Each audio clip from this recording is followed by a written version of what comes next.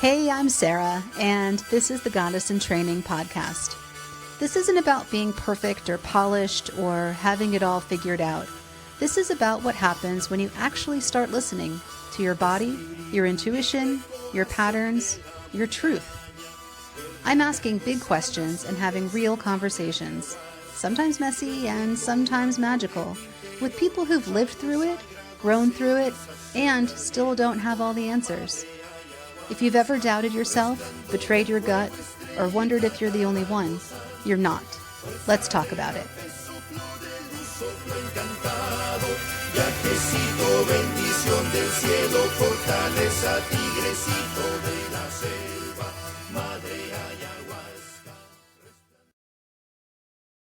Today's episode is a conversation I didn't plan, but instantly knew needed to happen. I met Brielle Brasil just a few weeks ago, and within minutes of talking to her, I could feel the grounded clarity and calm she carries, and I wanted to share it with you. Brielle is a certified master trauma-informed breathwork facilitator, life coach, and healer. She's worked with over 1,000 people across 30 countries using breath as medicine for trauma healing, nervous system regulation, and deep inner transformation. We talk about what breathwork really is beyond the buzzword and how it can help you release stored emotion, access altered states of consciousness, and reconnect with your body and intuition. We explore how this work shows up in birth, sex, parenting, relationships, and healing ancestral trauma, and what it really means to feel safe in your own body again. Whether you're new to breathwork or deep on your own healing path, this conversation is an invitation to pause, to feel, and to remember the wisdom your body already holds. Let's dive in. Hi, Sarah here. Welcome to another episode of Goddess in Training. Today, I'm excited to be talking to Brielle Brasil, who is a breathwork facilitator. And we met just a couple of weeks ago, and in a short conversation, I knew that we needed to talk more and share her experience and her work with you. And so I'm so excited to have you here today. Thank you so much. Thank you so much for having me on. Yeah, thank you. I'm excited to chat. So tell us a little bit about breathwork and how you got into it. I got into breathwork in 2019, so 6 years ago. I was living in Medellin, Colombia at the time, and I was going through a coaching certification program, and the woman that I was doing the certification program with opened up a second business, which was of breathwork, and she was doing an online breathwork experience. I tried that for 10 weeks. And I was like, what is this? I thought I was just I had done yoga many, many years. I thought I was just gonna go in, lay in savasana and do some pranayama breathing. And it was nothing like that. It's very activating. It's very transformative. There's a lot of physical sensations, a lot of emotional release, and releases trauma from our bodies, just so many benefits. And I was just hooked. I was like, what is this? This is so exciting. I got really into it. And soon after, she started her teaching certification to become a breathwork facilitator. And I just had to hop on board with that and went through the program, the first round, and have been facilitating and been doing breathwork myself ever since then. Ever since, I guess I officially got my certification beginning of 2020, and have been practicing and facilitating since then. And it's just been such a blessing, and it's been the thing in my business that has always been the study. I've also done life coaching, but currently I'm not doing life coaching. Breathwork has always been there, and I feel like will always be there. I find that people like things that are simple, but I think like the term breathwork, almost, I can see how it lands a little too, and that seems like it was your first reaction too. Like, I've done yoga, how is this different, and how can we fill 10 weeks worth of activity with breathwork? Dig in a little bit more about like what it actually looks like. Well, so breathwork, every session you do is completely different than another one. And we go deeper, and we're at different layers, and we're at different levels, and we're releasing different stuff. It literally grows with you. So like, no matter what you're moving through, growing within your life, whether it's you're trying to learn to use your voice more and open up your throat chakra, or you're trying to heal some sexual energy in your sacral, or you're trying to access your intuition, or you want to create more boundaries in your life, or you want to feel more worthy, like literally any kind of problem in the spiritual realm that you can think of in our growth journey, breathwork can help with. And that's why you can literally do it for the rest of your life. Like, I still practice 6 years later, and it still takes me to places that are different than they were 6 years ago, than they were 5 years ago, than they were 4 years ago. So there's two types of breath work that I facilitate, and I'm talking, what I'm explaining right now is more the transformational breath work. Mm-hmm. They are the longer journeys that I facilitate that tend to be about an hour long each. And these are the ones that are really getting into the cells of our body where we store trauma, to release that trauma from our bodies so that we can move into a higher expression of ourselves, a more true expression of ourselves, and let go of limiting beliefs, let go of past conditioning, let go of trauma, let go of ancestral trauma, generational trauma, everything that's been passed down to us that's not even ours in this lifetime from different lifetimes. I mean, we can access so many different points and kind of quote unquote issues with breath work without even talking. That's why we can literally be doing it for the rest of our lives through our growth journey. And it's always going to help us in whatever area we are needing support with, mentally, emotionally, spiritually. Amazing. Yeah, I think a lot about traditional talk therapy and how it can help, of course, but how I feel like sometimes and I've done talk therapy and it has been really helpful, but it also is a method where you're looking at and talking about your trauma over and over and over again. And I believe that when you do that, wherever you put your energy, it grows. Absolutely. And so with talk therapy, it's like you're growing it rather than shrinking it. And so tell me how breath work is different and how it allows you to release. Love this question so much. So talk therapy is beautiful. I've also done a lot of it in my life. I have done, I won't say every healing modality you can think of. I have done a wide variety of healing modalities. And breathwork is always the one I come back to because it is a body-based healing modality. It is not cognitive. We are not up here in the mind. We are not in the thinking, analytical mind. We are not in the cognitive brain, because this right here is where a lot of our fear lives. A lot of our anxieties, a lot of our thoughts, that are anxious, that are rooted in fear, that are rooted in, disbelief. Talk therapy is getting us here. Mm-hmm. It's getting us at this level and keeping us there. And with breath work, it's a somatic body-based. Somatic just means body-based. Mm-hmm. The work is done through our body. And when trauma is held in the cells of our body, if we're just talking about it, we're not actually releasing it from the cells of our body. If we want to actually get in there and let go of the trauma so that things don't trigger us in the same way, like we notice a pattern in our life, that's something that's triggering us over and over, that's because our cells are still holding on to that trauma.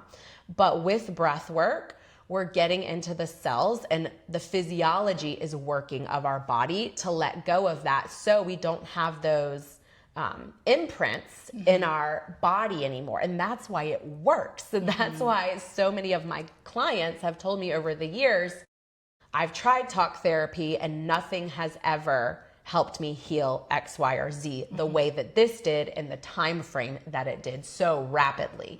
Like, this is better than, one breathwork session was what would have been 6 months of talk therapy, right?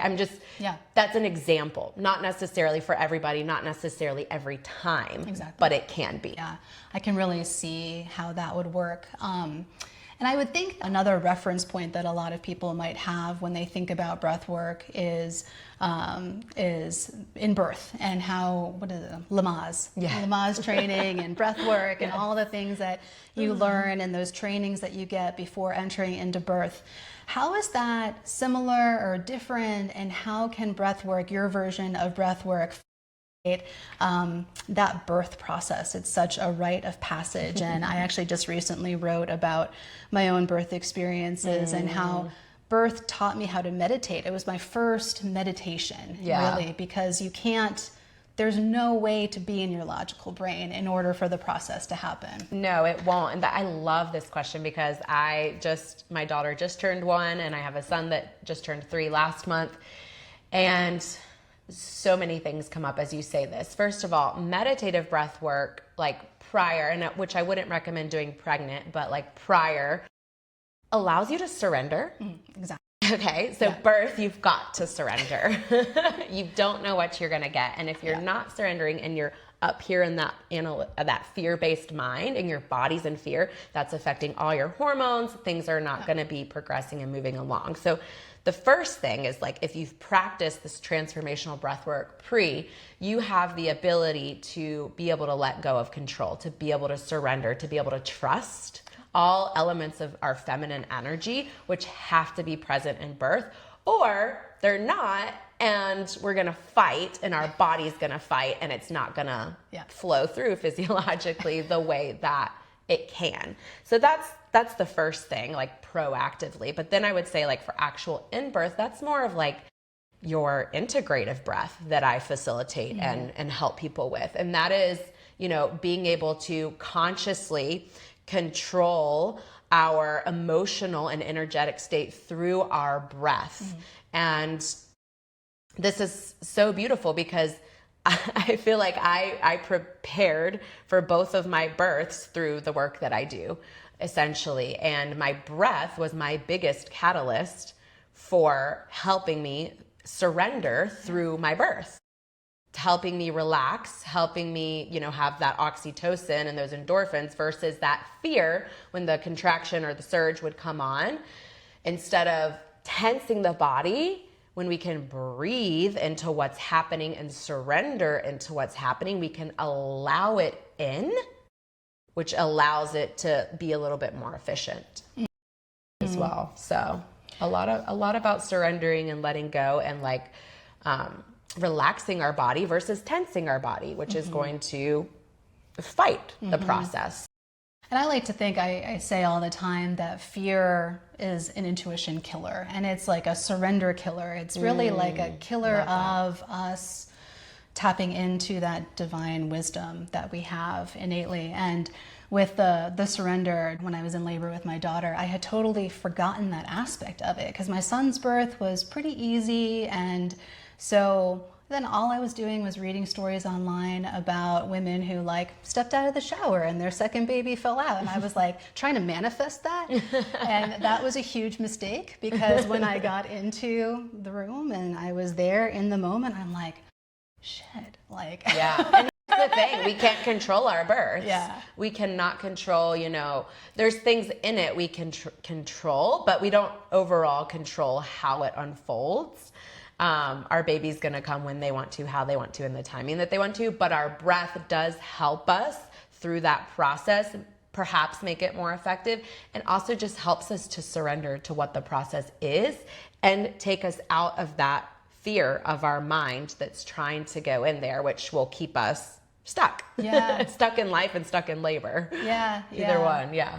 Another correlation is I sometimes facilitate plant medicine, and I had this one experience with a friend who was sitting there and I could tell that he was being pulled under. I don't know if anybody has this experience, but he kept saying to me, Sarah, I need to breathe. I need to breathe. And I'm like, don't worry, you're going to breathe. But he was hanging on to this reality by that fear of not being able to breathe. And, and I was trying to get him to understand, your body will breathe, just surrender. But it was him holding on to and not surrendering at all. Yeah. And I see that when I facilitate breath work as well, especially people that are newer to it, is they'll do the breath, but their mind will kind of stay a little bit more active and a lot of times when the tetany happens, which is when your hands are closing in, there is a physical and a scientific reason to it, but the spiritual reason behind it is, and I always cue this, is what are you holding on to? Because like we're stuck here, we're holding on, we're gripping to something for life. And when we can actually just surrender into the breath and move intuitively with what our body's telling us to do, whether that's through sound, breath, movement, because it's not a still or quiet practice like, some other yogic breathing, and it doesn't have to be. But when we move with that intuitive wisdom, we're able to actually let go of what our body was trying to hold on to and store. How do you create safe spaces for people? Because I can imagine, as you're saying, it is really transformative and things come up, and especially in a group setting, I think individually too. How do you manage a group when somebody might be not being able to surrender and that's showing up in different ways? What does that look like, and how do you manage that? I love that question. So for me, it's a lot about trusting everybody's process, trusting my intuitive wisdom, because I am always guided, especially in a group. I've done groups as big as 30. I'm always guided to where I need to be in the moment intuitively. That's just like one of my gifts, is I go where I need to go. There's no explanation behind it. I touch where I need to touch. I say what I need to say, because so many people will say, you said this at that moment, and that's exactly what I needed to hear, or you touched me here and that helped this move through. And I get that, but I also get a lot is that I felt safe, because that is my number one priority, for people to feel safe. And a lot of it has to do with my trainings that I went through. So my breathwork training is trauma informed, meaning I have the skills to help you move through trauma safely so you feel safe. But I also did a coaching certification program in trauma resolution. So I also have another background where I learned even additional skills that I integrate into the breathwork as well, that I didn't even necessarily learn in my breathwork training. So I have a host of skills that I use to create this safe space where everyone knows that this is the expectation, that you're breathing this way. However, you have a choice. There is choice. You are the one that's in control. You are not forced to do anything. You get to follow your body. And that's why it is such a beautiful healing modality, is because for a lot of people, it invites them into actually listening to their body for the first time, getting in tune and in deep connection with their body. And what is my body asking for in this moment? It certainly over the years has deepened my connection to my body as someone that used to suffer with disordered eating and body image issues. It has helped me feel like I come home to my body, like my body is a safe place to live in. And that it's safe to breathe, that it's safe to feel, and it's safe to be. And that's what it invites in for a lot of my clients as well. I find the body is a compass as well. And that's something that with intuition, you really need to be in tune with your body, because it gives you signals all the time. And, even if you're a knower, or, if you receive intuition in different ways, but the body, I think for everybody in some way, you get those gut feelings. And so to be more in tune with it, I think is so important. In this world that we're living in, I feel like people have become really detached from their bodies. How do you feel about that, and what can we be doing in our daily lives to counteract that? That's so beautiful. I think boundaries are so important. Boundaries around social media, boundaries around what you're consuming. We're in a consumerism day and age, and it's like, how much are we taking in from outside of us?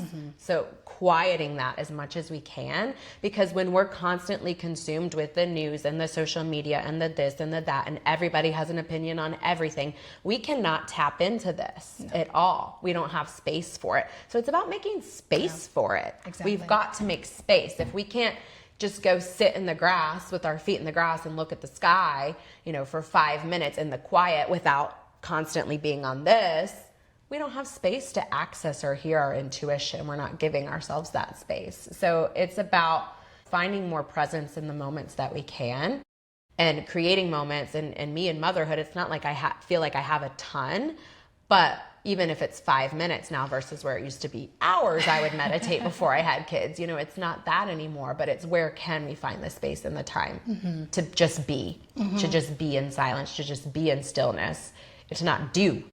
We constantly in this society are told we need to be doing this, doing more, doing this, doing more. and we're run down, overwhelmed, stressed, anxious, all the things from all the doing. How can we just allow more space for being? Yeah, and it takes practice too, I would say, but not a lot of practice. Like you said, you can have a busy life and you can still practice. But I also think what people are really craving right now is permission.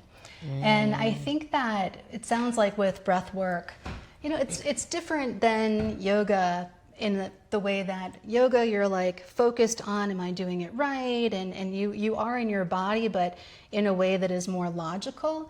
Talk a little bit more about how breath work is different, how it's almost easier to allow yourself the space that you're talking about. Because after about 5 to 7 minutes of the conscious breathing that we're doing together, you can access altered states of consciousness. You go beneath the cognitive, rational, analytical mind and into the body. Now, that's not to say there aren't still, the last session I just did, I had one girl, it was her first time, and she raised her hand while I was guiding. I came to her and am I doing it right?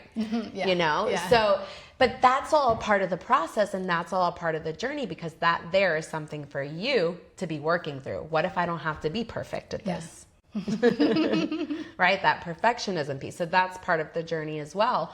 But if we're doing it and you're in it and you're doing it about after 5 to 7 minutes, we can access the altered states of consciousness, which gets us out of the analytical mind. It gets us into our body and into that intuitive wisdom where we can have downloads come through, like information that all of a sudden clicks for us that we didn't know in our conscious thinking everyday life. We don't have to think our way there either. It just literally comes to it. But it's so much about surrendering into the breath. So it might not happen the first breathwork session or even the first 5 breathwork sessions. And it's not even to say it will happen every breathwork session that you get information, because in the breathwork session, what's happening is your physiology in this point in time is giving you what you need. It's not necessarily what you want. So you might go into thinking I want this out of it, and you might get that because it might be what you need, but it's going to give you every time what you need and meet you where you're at. And that's the case with so many modalities and just life in general, I think, and trusting that we're being given exactly what we need in every minute, and that you are exactly where you're supposed to be is something that I tell people a lot, because it takes away all of that spiral thinking and well, should I have done this, made this decision or done this instead? But it's no, you are exactly where you're supposed to be. And it's that permission and it's that release. I think that is so simple, but so powerful. And I used to wonder so much, even just a couple years ago, even after I've been doing breathwork for a while, how do I surrender? How do I trust more? How do I let go? And it's not a how, which is hard for people that are so rational like myself and overachievers and just want the answer and the solution. But breathwork allows you to get out of that and let go of trying to figure it out and allowing it to come. It literally will do that if you stay consistent with it. If you practice it and you stay open to it, it will allow you to come to that place where you can just receive and not have to be trying to force your way into part of your spiritual journey. For people who are new to thinking about altered state of consciousness, can you talk a little bit more about what that might feel like for somebody who is practicing breath work? Yeah, so what it feels like, what it looks like. Some people say that they felt like they went somewhere else. Some people have visions, visuals. Sometimes repressed memories can come back up. Sometimes the visions are maybe ancestral visions. Sometimes they might be visions about the future. It's all kind of for you to decipher and receive and sort through. It's not for me to go, okay, this is what this means for you. It's for you to go, okay, this is what this means for you. But rather than focusing so much on the meaning, because you don't actually have to, it's just integrating within you by receiving it. So, altered states of consciousness can mean that you're getting visuals and visions or downloads. And altered states of consciousness can also mean that you don't have to. It could just mean that you literally allow your brain to let go allow yourself to be fully present in your body and create more connection within your body. Like, so many different things can happen within an altered state of consciousness. It doesn't have to be this or that. It can be a mix of things. Like, I think what I've experienced with helping people with plant medicine, there's this integration period. Can you talk a little bit about the support that you provide after your sessions to help people integrate? Absolutely. Well, so in a group session, I always share, these are the things that you can go home and do, and that your session's not over, right? And I think that's a big one for people to realize, is that like there might be lingering emotions after this. So like tune into what your body needs. Maybe you need to go sit on the grass. Maybe you need to take an Epsom salt bath after this. Always, always, always drink a ton of water, because this was very energetic and we're flushing things through the system. Maybe you need to go to sleep right after this. Maybe you need to go journal. Maybe things are going to come up throughout the week. And I always say, you're welcome to reach out to me, to contact me if there's any questions, right? And then if I'm working with someone more intimately, one-on-one, then they've kind of got me in their back pocket for that integration on an even deeper level throughout our journey and our time that we're working together between sessions. But those are the basics. It's like so much about listening to your body, and which, again, if you've never done that before and you don't know what that means, you're going to learn how to do that through breathwork. There's no way you can't. Right. It's forced upon you. Yeah. So going back to ways that people might relate to breath work, I was just thinking about hypnosis. How is hypnosis different from breath work? Well, with hypnosis, I've done hypnotherapy. They can invite you to use your breath at some points, but you're not doing like a conscious connected breath pattern for the whole session. Right. So like literally the breath work, like the transformational sessions, you are breathing one breath pattern that I'm giving you for, depending on the group, the experience, it could be 30 minutes, it could be 45 minutes, like the whole thing, guiding you in and guiding you out being about an hour. So you're breathing that pattern the whole time.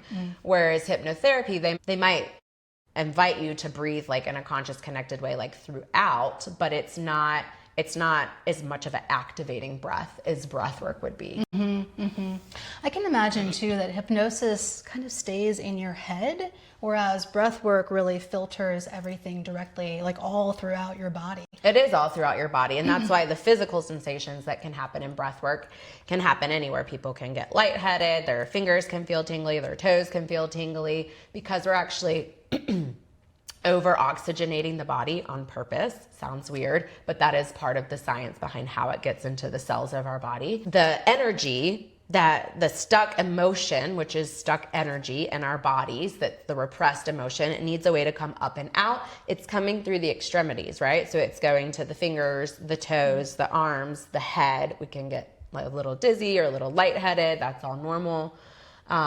That's why the tetany can happen in the hands, the mouth. So it's filtering its way out. So it's a very physical process. And that's another good point, that hypnotherapy doesn't give those physical sensations during a session, at least not the kinds that I've done. Yeah, I've had the same experience. And talk a little bit about, I believe... And it's an emotional release too. Exactly. I've had emotional releases in hypnotherapy. I've cried in hypnotherapy. But with breath work, I've had sessions where like 1 minute I'm crying, the next minute I'm screaming my lungs out, releasing a lot of rage. And then by the end, I'm like giddy with laughter, just like cannot stop cracking up laughing. And I had somebody experience that just the last group session I did, go through all the wave of all of them. And so it can be a more emotional process, because we're trying to get at those emotions that we've repressed, that we've put under the rug because we don't have time or space to feel them, to let them go. Because if not, we're just holding them. They're building, and then we react on somebody, our partner, or our children, or whoever, because they've been bottled up, and we're like, I like to say, like emotionally constipated. We're like, all these points are like activated, and all we need is like one person to say like one thing that sets us off, and boom, we're reacting on them, we're yelling at them, we're screaming, we're losing our shit. Breathwork gives us a healthy way to like lose our shit in the way that we need to process through life, because we're humans and we all have emotions. So I believe that emotions are at the core of most, if not all, physical ailments as well. Same. And so in addition to spiritual growth and emotional growth, talk about some of the physical effects that people can Absolutely. experience. I've had people come in with chronic back pain, chronic this pain, this arthritis, this fibromyalgia, this, whatever pains in their body that have literally left their body by the end of the session. I had a guy that came in the last session, and he said he was feeling so much tension. I think it was in his neck and his shoulder. And he that morning went to the chiropractor, got a massage, and said he still couldn't get this pain. And after our breathwork session, he's like, one of his repressed childhood traumas had come up, and all he did was breathe. You don't have to do anything else. He just breathed. And by the end of the session, he had zero pain anymore. Wow. So yeah, I believe the same thing. I think unless we have some injury or something that, I believe that most of the physical pain that we feel is emotional, and it's just stuck energy in our body that's clinging somewhere. And through doing a conscious connected breathwork journey, a transformational breathwork journey, I say, pain, if you're experiencing pain, a lot of times it can be exacerbated a little bit in the journey. It could pick up or you could feel it. But my advice is always breathe through it. Don't, put a hand there, try to send your breath, focus your breath going to that spot, focus light coming in there, and keep breathing, surrender to what it is. And 0.9% of the time by the end of the session, if you've really actually let yourself go into it and go through it, it will be gone. And feel whatever, and feel, of course, emotionally whatever's coming back. Don't fight back the tears or the rage or the screams or the whatever you need to let go of when you feel oh gosh, I gotta do something here, I gotta cry, or I gotta let it out. Right? And that's when it really works and really resolves. Yeah, and we know how to do this. Our bodies already instinctually know, because when we do cut our finger or get some kind of injury, what do we automatically do? Everybody Scream. They scream, they breathe, and then they breathe. Yeah. Because that is the way that we process pain, whether it be physical or emotional. Yeah. Yeah. Yeah. And animals too. I don't know why this just made me think of it. In a trauma sense, animals, after they go through trauma, they shake, right? And so a lot of times in breathwork sessions, I will cue people to shake their body because, breath is one way we're releasing. The other ways are movement and sound. So in a breathwork session, I actually am inviting participants to be doing all three, to be making noise, to be groaning, to be grunting, to be primal, to be shaking their body, to be shaking their arms, their hands, to be stomping their feet. It's it's a very noisy time, and it's a very not active time if it needs to be. Sometimes you might be a little bit more still. It's literally whatever your body needs that day. Sometimes I'm completely moaning, groaning, primal the whole session.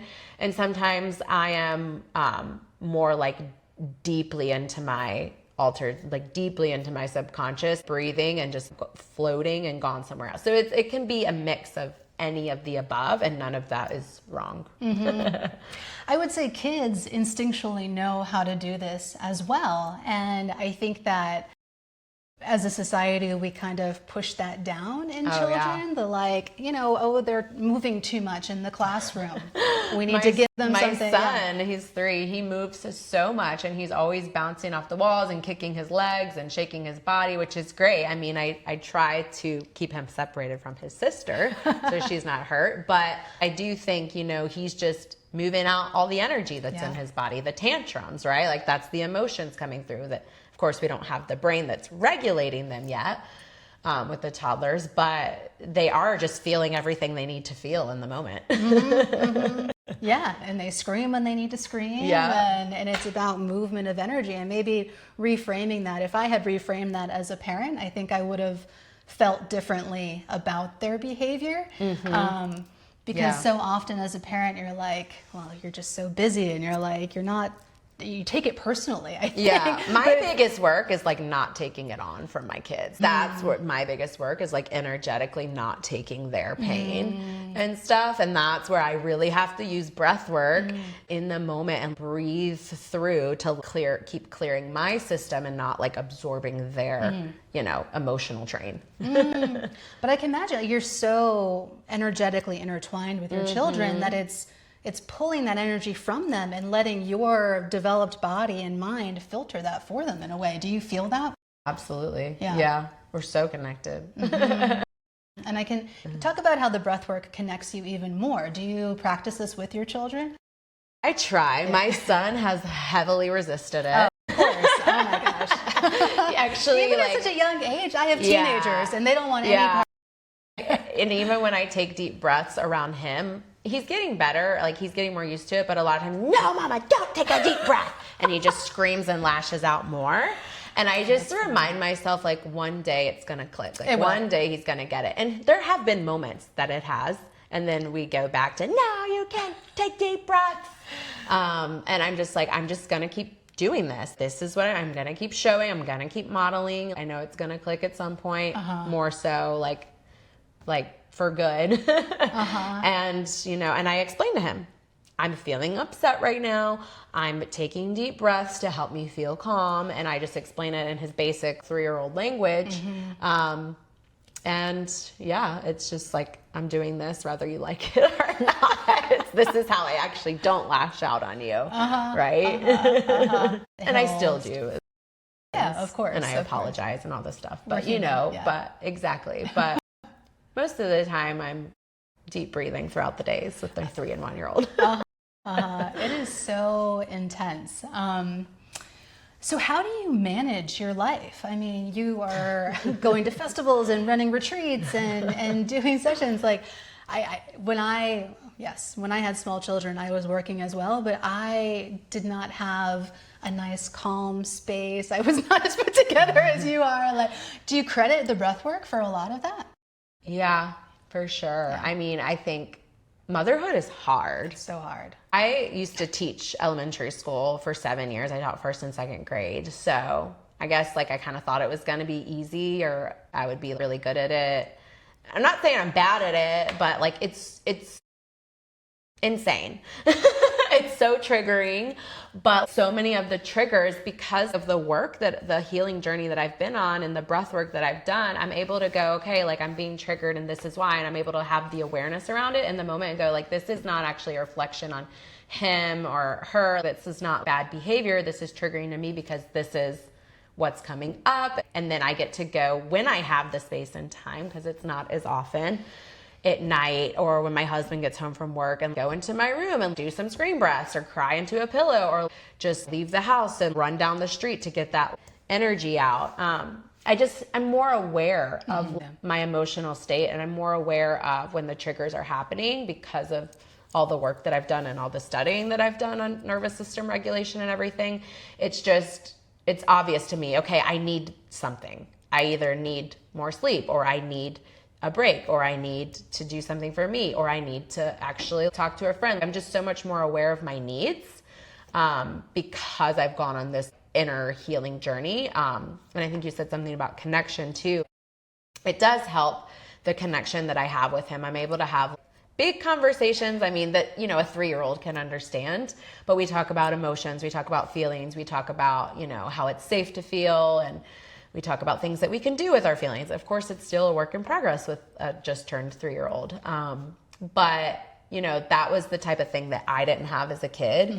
And I felt massively disconnected in my upbringing and from my parents, because my emotions were never safe. And it was always something that we had to like shove under the rug or hide from people. And we always had to just kind of put on the mask of the pretty face and everything is perfect, everything is fine, when deep down I was suffering, which eventually led into my eating disorder. So being on this journey and using breath work does help me feel more connected to my kids, because I'm not afraid to go in and have the hard conversations, which I know are just going to get harder as they get older and more advanced. But, there's not that, well, that's scary and I'm going to avoid it or disconnect from it anymore, because I'm able to go in and through the problems versus what I used to do of just avoiding them, not addressing things, pretending like it's not there, you know, kind of behaviors. Having teenagers, I can definitely confirm that it continues throughout, but I think it becomes less frequent, which is a blessing. But when there are issues, they tend to be bigger. And they're bigger people. Yeah, my daughter went through her first breakup. She felt it so emotionally. She cried for 22 out of 24 hours of the day. And I believe it was not only that experience, it was previous things that happened in her childhood. So with my divorce with her dad, and it was such a blessing to me because I was able to just sit with her, and she, as a teenager, has become somebody who doesn't like to be touched. But she sat and she curled up in my lap. And when she was nursing as a little baby, she would always rub my hair between her fingers like this.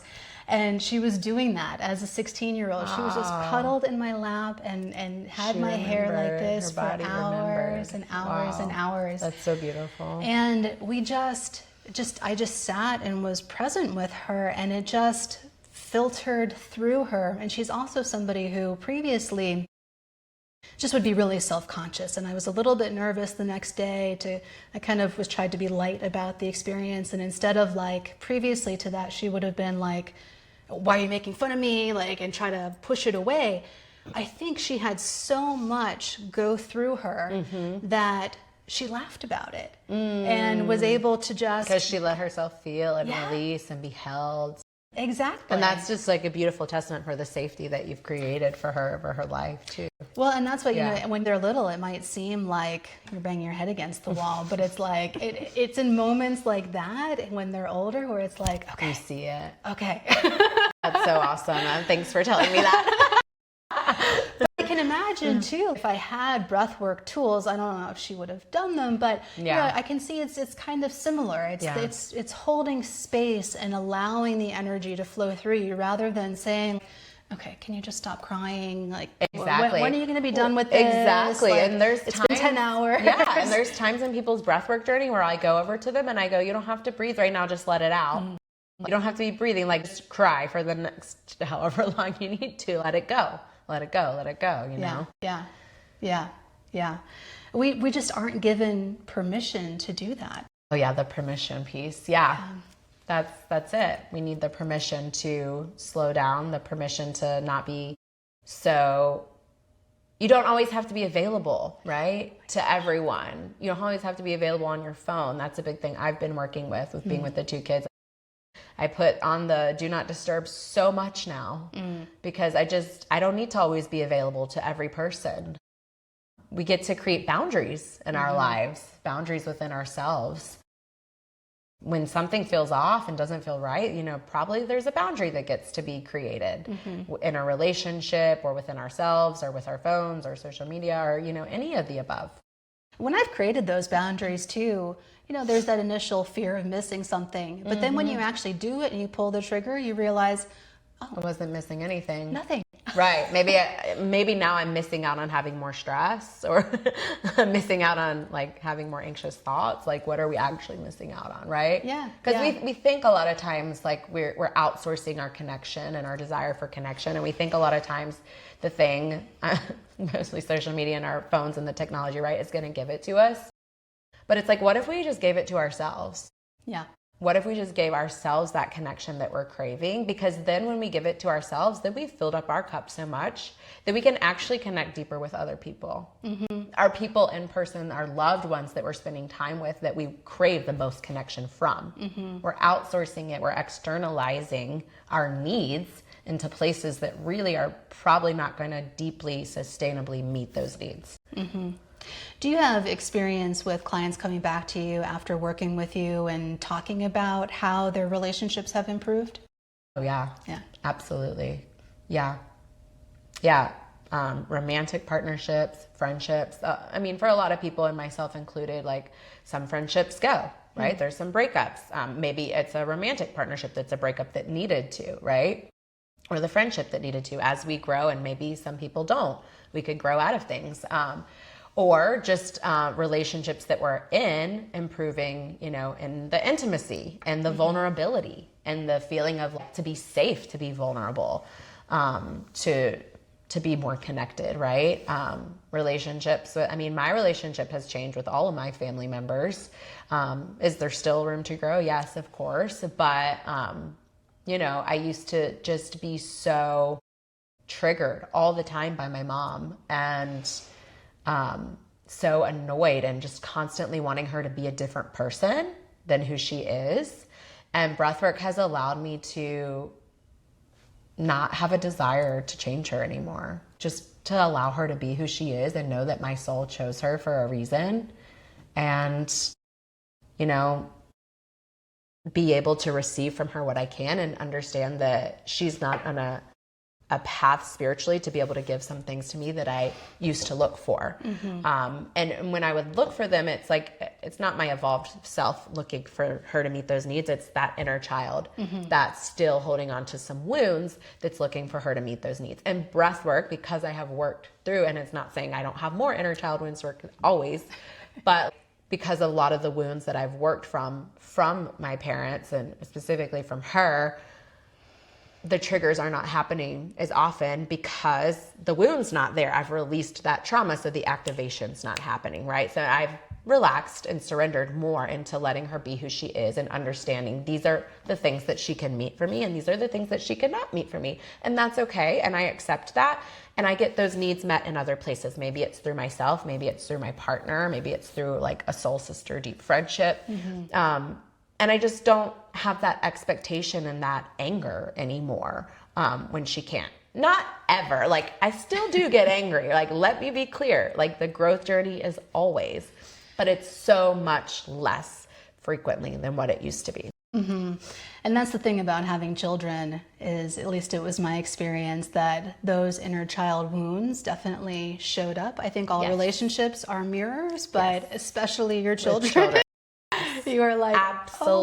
Oh, that is me. And for me to help you with that, I need to first help myself with that. Exactly. Yeah. The big one that's showing up with my son is just like the not listening. And it's like my inner child is once again not feeling heard, not feeling seen, not feeling heard. I just feel like I'm talking to a wall. I don't feel seen. I don't feel heard. Okay, my inner child's still hurt over this. We've worked on this, and there's a deeper layer to go through it again, because that's what happened growing up, and now it's happening from my children, and it's like now I get to go deeper in that journey once again. Yeah, yeah. It is not for the faint of heart. Prepare to be triggered every day. Oh my gosh. Yeah.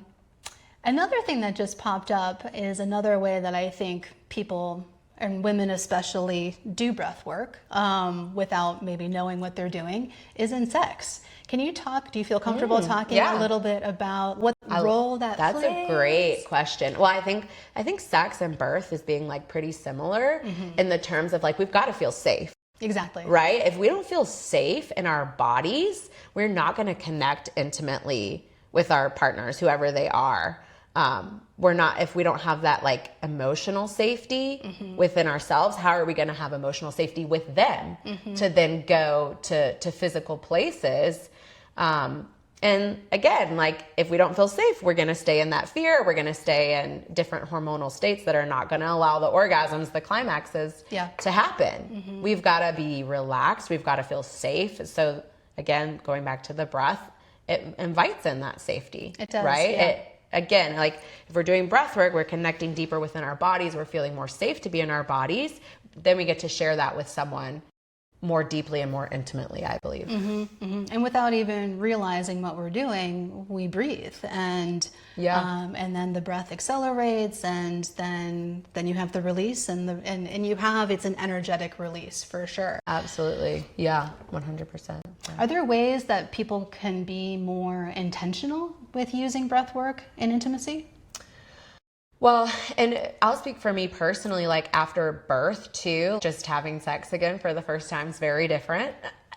It was interesting because I thought, okay, my first child was an emergency C-section and my second was my VBAC baby. And I thought like, okay, having a baby through my vagina, certainly that's going to open things up. It actually much tighter than I really, like when we went to have sex again, I felt like a virgin, but like not even, like even more so. Like, I'm like, oh my God. And I had to use my breath like for a while for sex post birth to relax those muscles. And of course, a lot of foreplay and a lot of coconut oil, but to relax those muscles and like have them like working again. Actually, I saw a pelvic floor therapist and she told me the same thing. She was like, when you have sex, like take a full breath in and a full breath out as like the penetration happens to help like relax and open up because your body is just like, it's different. Yeah. Yeah, it went through some trauma. Yeah, exactly. Well, and sexual trauma too, right? Like I've had sexual trauma that I've worked through. And if you've had sexual trauma, it's so much about finding safety within your body again, finding trust within yourself and then within your partner. And then using your breath to, trust that your intuition of like, this is a different scenario is okay. But also like working through the trauma could be with breath work, right? Separately. Because if not, the body is going to tense because it has that memory. So even if you like think I feel safe with this person, the body's still holding that old memory. It's going to stay tense unless we've done something to help move through it. Is there a difference in how men experience breath work and women? So I would say 90% of my clients, and I've worked with like over 1,000 people, have been women over the years, but I have worked with about 10% of men, maybe 95.5, I don't know. But I've worked with a decent amount of men now. And I would say like the biggest thing I see in general is the men, it's a little bit harder for them to go into their bodies.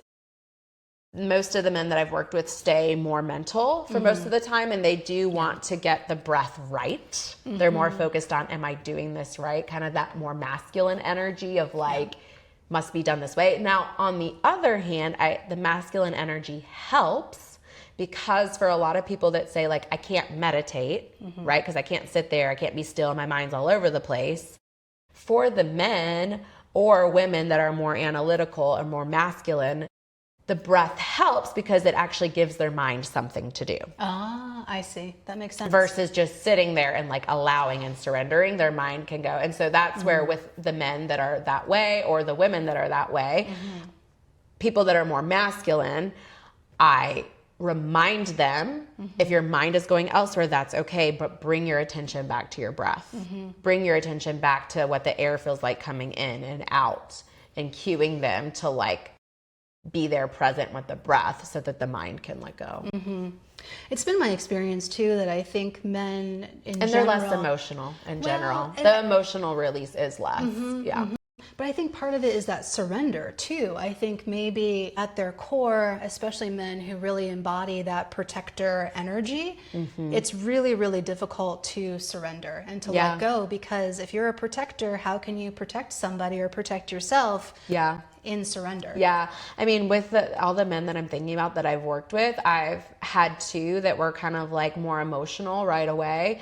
And then the other ones have kind of just stayed at the top, not really going into, I mean, they're doing the breath, but it's almost like their mind or something is really trying to block them from feeling that emotion. I think it's if you're just doing it one time, that could be why. I think, most of the men I've worked with hasn't been for a long period of time. So I would be interested to see if I worked with a guy for several sessions, how then he starts to open up, because I don't think, and that could be for women too. Like a lot of people, if they just do it once, sometimes they're not going to open up once. It is a process and a journey that if there's some blocks in there that are really trying to protect, it's going to take some time. It's going to be a journey into allowing you to really go into your body, to really release, to feel safe to feel. It's not necessarily going to happen the first time. There's so many similarities to using plant medicine too. And what I love about this earth that we live on, there are just so many different pathways to heal and to tap into your spirituality, to tap into the other. And it's exciting because people can figure out what works for them, and there are just so many different ways. I've used plant medicine. I love it as well. I've done ayahuasca. I'm like currently microdosing with psilocybin, and I've used it like microdosing with my breathwork journey as well, which also helps release the mind even more and get into the body with presence. Don't recommend doing that like on your own, of course. Like these are both things that you need to be working with a trained facilitator in. But it can absolutely support. And I think that we're just living in a time too when there's so much more awareness about all of these tools that are available to us, and more people are on this journey. And I think that it's going to help the world become a better place in our lifetime. Absolutely. I feel confident about that. Thank you so much. Thank you so much. What's coming next for you? What are you excited about that's coming up? Well, I host monthly sessions every month at Utara Yoga Studio in Roanoke. I have my next retreat. It will be my 5th retreat. That will be in November in Costa Rica. My co-host and I, this is our 3rd one together. And we're going back to the same lodge that we just did this past February because it's absolutely gorgeous. It's an eco lodge, it's sustainable. The food is from, like, he took us on a tour of the gardens and the lands. It's so green, it's so lush, it's ocean view. It's gorgeous, and we do plant medicine there. We do a Temescal journey. We do breath work each day. We have yoga. It's very heart opening. It's all about the feminine energy. So it's all about opening our hearts, connecting to our intuitions, surrendering, letting go. It's all elements of feminine energy that we use a bunch of different modalities with. And it's amazing and transformative, and our retreats always sell out. And I have festivals coming up. I have one in June. I might have another one Labor Day weekend. And we'll see what else pops up. I'm really focusing on big group events, large scale events. I've put my one-on-one to side right now. Maybe when you see this, I might be doing it again. Who knows, But I've got everything always up on my website and on my Instagram as well for people to follow along. Excellent. And all of those resources will be put in the show notes as well. So check it out. Thank you again. This was such a great conversation. It was an amazing conversation. I loved it. Thank you so much for having me on.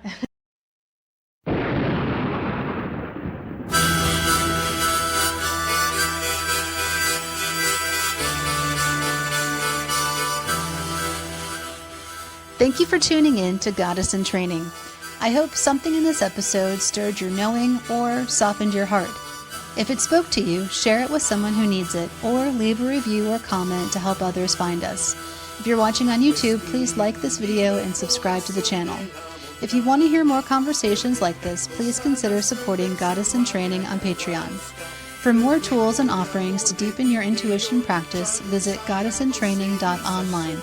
You can also join the Scroll of Seshat on Substack for twice-weekly stories of how I followed my intuition. The music for Goddess in Training is Madre Ayahuasca by Arkawa, and you can find more of his music in the link to his website in the show notes. Remember, your intuition is not a mystery, it's a memory. Keep listening. Resplandor del fuego, estrellita, tabaco santo, fuerza de rape, soplo de luz, soplo encantado, viajecito, bendición del cielo, fortaleza, tigrecito de la selva.